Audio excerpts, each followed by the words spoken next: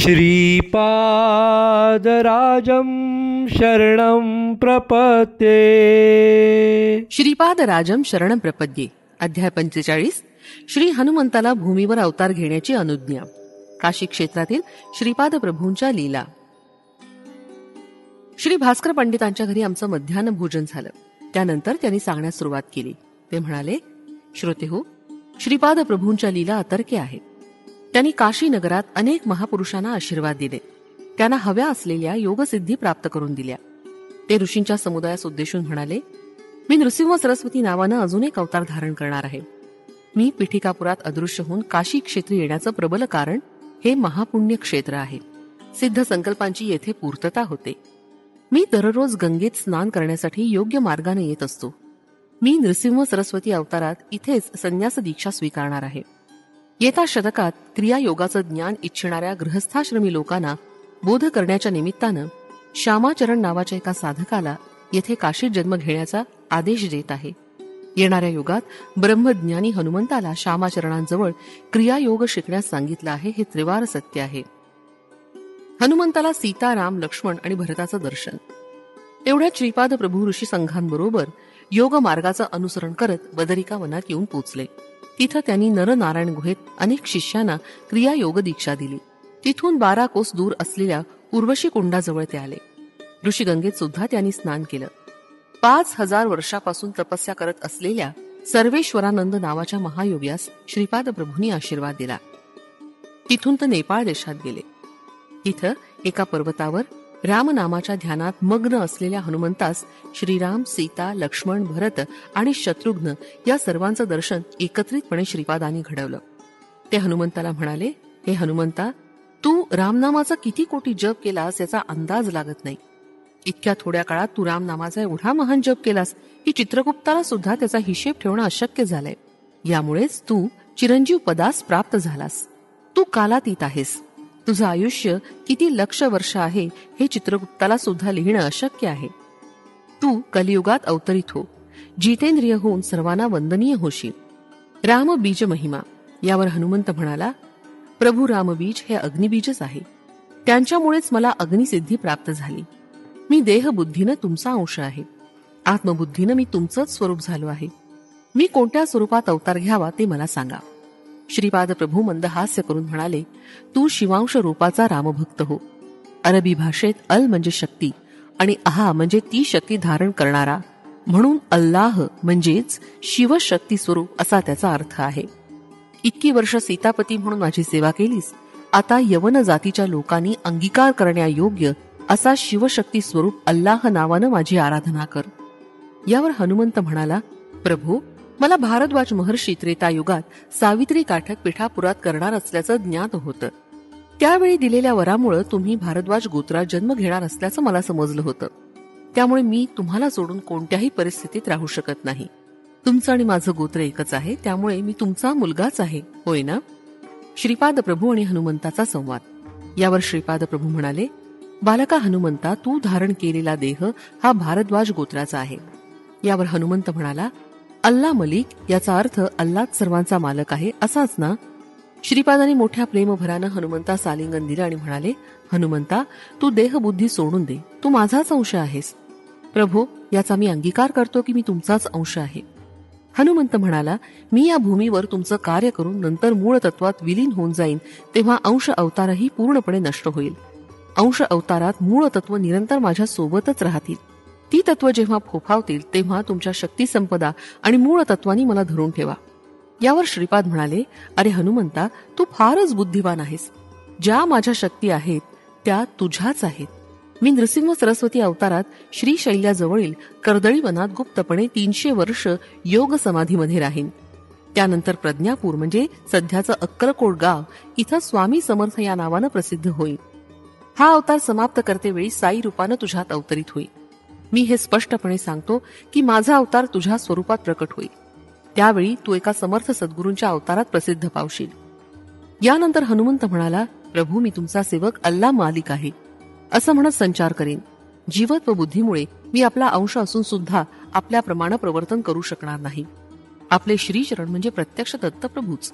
आपणात आणि माझ्यात अंतर असणं कसं शक्य आहे? मी तुमच्या स्वरूपात आणि तुम्ही माझ्या स्वरूपात बदलल्यास आपणातील अद्वैत सिद्ध होईल. यासाठी आपण मला दत्त प्रभूंच्या सायुज्यतेचा प्रसाद द्या. श्रीपाद प्रभूंनी कालपुरुषास आपणाजवळ येण्याची आज्ञा केली. कालपुरुष श्रीपाद प्रभूंसमोर हात जोडून उभा राहिला. तेव्हा श्रीपाद प्रभू म्हणाले, हे कालपुरुषा, हा हनुमंत कालातीत आहे. मी याला माझी सायुज्यता प्रसाद रूपानं दिली आहे.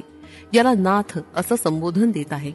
आजपासून तो साईनाथ या नावानं संबोधन केला जाईल. आज दत्त जयंती साजरी करूया. हनुमंतातील चैतन्य दत्त स्वरूपात प्रकट झालं. हे पाहून ऋषी समुदाय श्रीपाद प्रभूंकडे आश्चर्यानं पाहू लागला. तेवढ्यात हनुमंताच्या शरीरातील जीवाणूंचं विघटन झालं. त्यातून अनसूया माता प्रकट झाली. ती श्रीपाद वल्लभांना पाहून म्हणाली, बाळ कृष्णा, तू किती उत्तम मुलगा आहेस. तुला जन्म दिला तेव्हा सर्वसाधारण मातेला होणाऱ्या प्रसव वेदना मला झाल्या नाहीत. मातेला अशा वेदनेमध्ये सुद्धा एक प्रकारचं सुख असतं. त्यात माधुर्याची अनुभूती येत असते. परंतु तुझ्या जन्माच्या वेळी मी या सुखापासून वंचितच राहिले. तू माझ्या पोटी पुन्हा जन्म घेणार नाहीस ना? ही तुझी वैष्णवी माया मला समजत नाही. यावर श्रीपाद प्रभू म्हणाले, हे माते, पुत्रांना मातेची धर्मबद्ध इच्छा पूर्ण करायचीच असते. तुझ्या गर्भातून प्रकट झालेला हा हनुमान आहे. त्याला माझी सायुज्य स्थिती प्राप्त करून दिली आहे. एका प्रकारे सांगायचं म्हणजे माझ्या मायेनं मी तुझ्या पोटी पुन्हा जन्म घेत आहे.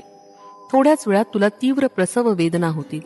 अनसूया मातेनं 3 शिरे असलेल्या दत्तमूर्तीस जन्म दिला. थोड्याच वेळात ती मूर्ती अंतर्धान पावून तिच्या मांडीवर एक शिशु प्रकट झाला. त्या नवजात शिशूला अनसूया देवीनं स्तनपान करवलं. ही घटना घडल्यानंतर थोड्याच वेळात हनुमंताचं स्वरूप दिसलं. त्यांच्या समोर श्रीरामचंद्र उभे होते. त्यानंतर हनुमान म्हणाला, म्लेंछ धर्मातील चांगली तत्व आणि सनातन धर्माची उत्तम तत्व या दोघांचा समन्वय करण्याचा आम्ही प्रयत्न करीन. म्लेंछ लोकांचा सुद्धा गुरु असावा ना? यावर श्रीपाद म्हणाले, मेहबूब सुभानी नावाचा एक महाज्ञानी माझ्यात सामावलेला आहे. तो वारिफ अलिफ या नावानं अवतरित होईल. तो तुझा गुरु होऊन योग रहस्याचं ज्ञान देईल. क्रियायोगाचं ज्ञान श्यामाचरण नावाचे गुरु देतील. त्यांच्याकडून तुला हवे असलेले वर प्राप्त होतील. माणिक प्रभूंचा आविर्भाव. प्रभू, तुम्ही पद्मावती व्यंकटेश्वर स्वरूप असल्याचं मी ऐकलं होतं. तुमची आराधना जाणणाऱ्या वैष्णव स्वामींना सुद्धा तुमचा अनुग्रह प्राप्त झाला. यानंतर श्रीपाद प्रभू म्हणाले, निरंतर माझं स्मरण करून माझ्या चैतन्य रूपात तुझ्या मनाला सदैव लीन कर. गोपालराव नावाचे महावैष्णव तुझे गुरु होतील असा मी तुला वर देत आहे. ते श्री व्यंकटेश्वराचे भक्त होऊन व्यंकन्ना या नावानं संबोधित होतील. त्यांच्या महाप्रयाणानंतर त्यांच्या अस्थी काही काळापर्यंत एका मातीच्या भांड्यात घालून भूमीमध्ये सुरक्षित ठेव. माझी सूचना मिळाल्यानंतर तू ते भांड उघडून पहा. त्यात व्यंकटेशाची मूर्ती असेल. त्या मूर्तीची तू पूजा कर. मी प्रसन्न होईन आणि तुला इच्छित वर प्रदान करीन. यावर हनुमंत जानकी मातेस म्हणाला, माते, तुम्हाला अत्यंत प्रेमानं आणि वात्सल्य भावानं एक माणिक मोत्यांचा हार दिला होतास. त्या हारातील माणिक मोत्यात राम शोधण्यासाठी मी दगडानं ते माणिक मोती फोडले. परंतु त्यात श्रीराम दिसले नाही म्हणून तो हार मी फेकून दिला. या महान अपराधाची मला क्षमा करावी. यावर श्रीपाद प्रभू म्हणाले, देवाच्या सान्निध्याशिवाय कोणतंही कार्य पूर्णतेस जात नाही. तो माणिकांचा हार मी व्यवस्थित ठेवला आहे. तो हार दत्त स्वरूप आहे यात शंकाच नाही. माझ्यात असलेल्या आत्मज्योतीनं मी त्या हारात प्राण ओतलं आहे. तो माणिकांचा हार गुरुस्वरूपाच्या दिव्य तेजानं तळपत होता. ते गुरुस्वरूप माणिक प्रभूंच्या स्वरूपात प्रसिद्ध पावे. श्रीपाद श्रीवल्लभ म्हणजे बद्रीनाथ क्षेत्रातील नारायण स्वरूपच आहेत. ते पुन्हा मानव देह धारण करणार आहेत. परंतु त्यांचं नाम आणि रूप कसं असेल हे कोणीच जाणू शकत नाहीत. श्रीपाद प्रभूंचं द्रोणागिरी पर्वताजवळील शंबलगिरी ग्रामात वास्तव्य. श्रीपाद प्रभूंचे मामा व्यंकटावधारी महाराज विद्यार्थ्यांना वेदांचं शिक्षण देत असत. त्या स्थळाच्या जवळच एक नारळाचं झाड होतं. त्या वेधशाळेच्या दिव्य परिसरात एक वानर वेदध्ययनाकडे आकर्षित झालं होतं. ते झाडावरील नारळ न तोडता किंवा इतर कोणत्याही वस्तूला हात न लावता मोठ्या श्रद्धाभावानं वेदांच्या पाठाचं श्रवण करत असे. श्रीपाद प्रभूंनी मोठ्या निरागस भावानं विचारलं, मामा, भगवंताच्या अवताराप्रमाणे नारळाच्या झाडाचा अवतार असतो का? कृष्णा, हा कसला तुझा प्रश्न? प्रश्नाला सुद्धा अर्थ असावा. यावर श्रीपाद म्हणाले, तसं नव्हे मामा. झाडांना फळं येतात. त्या फळातील बीजापासून पुन्हा नवीन झाडाची उत्पत्ती होते. याप्रमाणे ही प्रक्रिया बीजापासून झाड आणि त्याच्यापासून पुन्हा बीज निर्मित चालूच असते. एवढ्यावर त्यांचं संभाषण थांबलं. याच वेळी त्यांच्या शेजारी असलेल्या झाडाचे एक मोठे नारळ खाली पडले. ते नारळ श्रीपादांनी आपल्या हातात घेतले. त्या वानराकडे पाहून श्रीपाद म्हणाले, तुला रिक्त हस्तानं पाठवणं मला योग्य वाटत नाही. माझ्या हाताने तुला हे नारळ प्रसाद म्हणून देत आहे.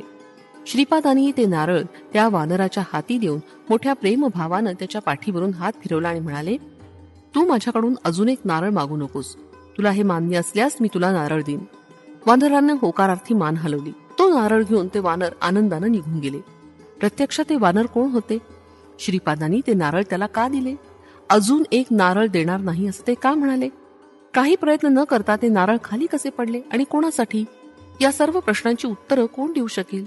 श्रीपाद प्रभूंच्या लीला अद्भुत, अगम्य आणि अनाकलनीय आहेत हेच खरं. श्रीपाद प्रभू द्रोणागिरी नावाच्या संजीवनी पर्वतावर गेले. काही दिवस तेथील ऋषी मुनींच्या समुदायाबरोबर आनंदात राहिले. तिथे असलेल्या महायोग्यांना अनुग्रह देऊन कृतार्थ केलं. तिथून ते कल्की प्रभूंचा जन्म ज्या गावी होणार आहे त्या गावी गेले. तो प्रदेश महायोग्यांनी सुद्धा न पाहिलेला होता.